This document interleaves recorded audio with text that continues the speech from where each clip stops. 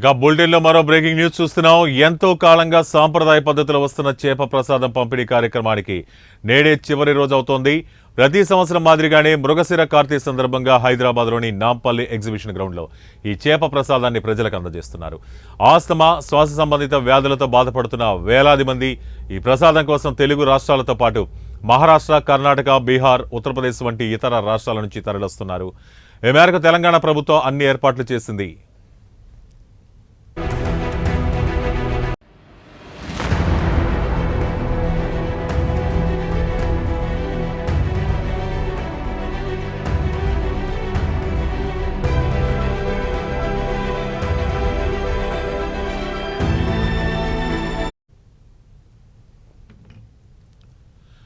ఈ కార్యక్రమం కోసం తెలంగాణ రాష్ట్ర రోడ్డు రవాణా సంస్థ 140 ప్రత్యేక బస్సులను Secunderabad, Kacheguda, JBS, MGBS, Shamshabad airport వంటి ప్రాంతాల నుంచి ఎగ్జిబిషన్ గ్రౌండ్కు నడుపుతోంది.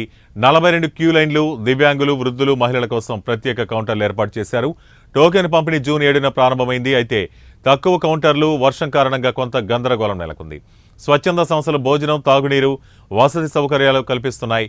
1200 మంది పోలీసులతో బందోబస్తు, 6 వైద్య శిబిరాలు, 2 108 అంబులెన్సులు, అగ్నిమాపక యంత్రాలు సిద్ధంగా ఉన్నాయి. ఇప్పటికే వేలాది మంది నాంపల్లి ఎగ్జిబిషన్ మైదానంలో చేప ప్రసాదం కోసం క్యూ లైన్లలో వేచి ఉన్నారు.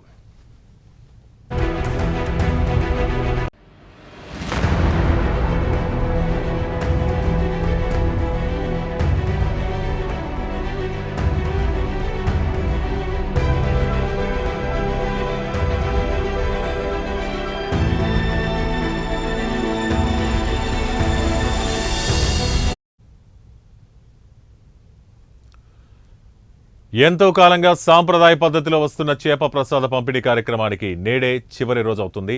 ప్రతి సంవత్సరం మాదిరిగానే మృగశిర కార్తీ సందర్భంగా హైదరాబాద్లోని నాంపల్లి ఎగ్జిబిషన్ గ్రౌండ్లో చేప ప్రసాదాన్ని ప్రజలకు అందజేస్తున్నారు. ఆస్తమా, శ్వాస సంబంధిత వ్యాధులతో బాధపడుతున్న వేలాది మంది ఈ ప్రసాదం కోసం తెలుగు రాష్ట్రాలతో పాటు మహారాష్ట్ర, కర్ణాటక, బీహార్, ఉత్తరప్రదేశ్ వంటి ఇతర రాష్ట్రాల నుంచి తరలి వస్తున్నారు. ఈ మేరకు తెలంగాణ ప్రభుత్వం అన్ని ఏర్పాట్లు చేసింది.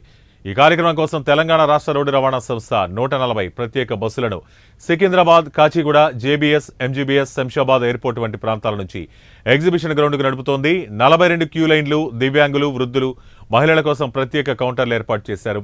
టోకెన్ పంపిణీ జూన్ 7న ప్రారంభమైంది. అయితే తక్కువ కౌంటర్లు, వర్షం కారణంగా కొంత గందరగోళం నెలకొంది. స్వచ్ఛంద సంస్థలు భోజనం, తాగునీరు, వసతి సౌకర్యాలు అందిస్తున్నాయి.